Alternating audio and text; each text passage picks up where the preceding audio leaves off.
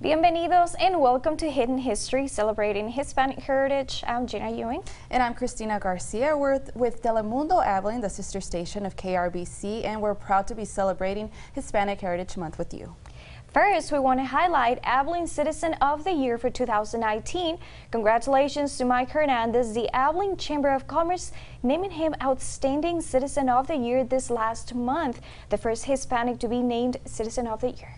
Hernandez is a longtime Abilene resident, Vietnam veteran, and is active in several groups in the community, including the Chamber of Commerce. Hernandez has also a vast knowledge of the history of Abilene's Hispanic community. So right now, we're kicking off our show with the formal introduction to Mr. Hernandez, our Citizen of the Year. Here's Mercedes Hernandez. Celebrating Hispanic heritage in the Big Country. This is Hidden History on KRBC, sponsored by Hardin Simmons University. These are my service medals.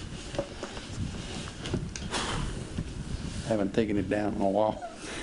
A local hero now bears the title of Outstanding Citizen of the Year. Mike Hernandez has lived in Abilene nearly his whole life, returning to the Key City with a Purple Heart in hand after his service in the Vietnam War. Back on American soil, he took up post, taking care of his fellow veterans. And I retired from the Texas Employment Commission, the Texas Workforce Commission now.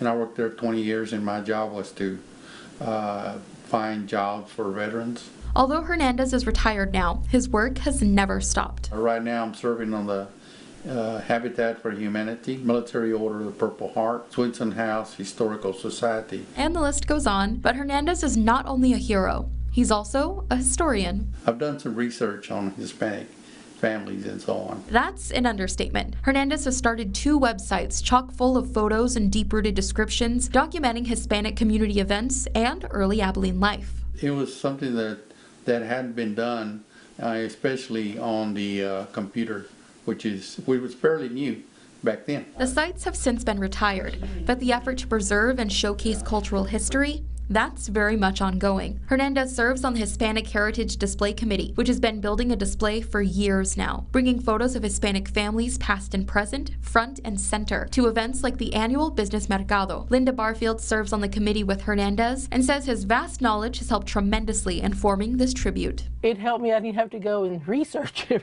He had everything. He has not only a connection with him, but a personal connection, because he was there. From serving his country to serving his community, this historic hero has no intention of slowing down anytime soon. But I wanted to get back to the community that's been so good to me. In Abilene, Mercedes Hernandez, KRBC, Abilene's local news. And right now, continuing our focus of Hispanic heritage in the Big Country. We know music is an important part of our Hispanic culture, and right here in Abilene, we're introducing you to a music pioneer of sorts. Here's Kathryn Garcia. And were there many folks promoting Tejano music when you first started working with these radio stations? Not many, no. That started after.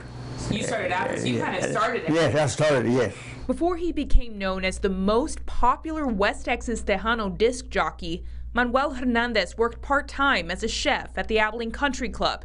He first began announcing dances, then discovered a passion for hosting radio. I decided, that it was a good idea to go to the radio for a Spanish program. Yeah. So I went on ahead and started at KMXO in Morco. He first introduced Tejano music to Taylor County. His programs then reached towns across the Big Country, as far out as Haskell and Ballinger. Would people recognize your voice when you were out and about? Yes. What would they say to you? Well, I heard you on radio. I heard you on radio. Okay, good. Keep on hearing. He then began to round up Tejano musicians for concerts, and Abilene became a stopping point between El Paso and Dallas. Musicians including Ramon Ayala and Little Joe and the Latinares began to attract crowds of up to 1,500 people. The managers of the stations, they liked it, because they went by there and they saw the crowds. Music later becoming a family affair. Manuel's grandson Steven says he's fostered his love for music. It was neat, having, all the, Ruben Ramos coming by for Thanksgiving dinner and stuff like that. It was fun, growing up, I was exposed to music. A pioneer in Tejano music, the frontier has flourished across the Big Country since. In Abilene, Kathryn Garcia, KRBC, Abilene's local news. And Manuel has also served for Abilene's LULAC chapter, the Abilene Civic Center Advisory Board, and is a high-ranking member of the Knights of Columbus Council. And as we approach 2020, it is time to start thinking about the upcoming census. And as you know, that's where the population is counted. And right now, Abilene's Hispanic Leadership Council is brainstorming ways to make sure every resident is counted, including all minorities. Members from all facets of life in the Key City met Tuesday evening for some census strategy. The thing about it is, a lot of the times it's by word of mouth. All we have to say is something and it just spreads like wildfire. The Hispanic Leadership Council, made up of educators, media professionals, business owners, and more, is making a grassroots plan to get underreported areas of Abilene counted in the 2020 census. But remember, the undercount is not just about Hispanics, it's about 0 to 5, it's about college students, it's about disabled people, it's about the homeless. The council, along with help from local professors, is applying for a grant to fund their efforts. They used Tuesday's meeting to outline a tentative budget to send along with their application, which is due in a little less than 2 weeks.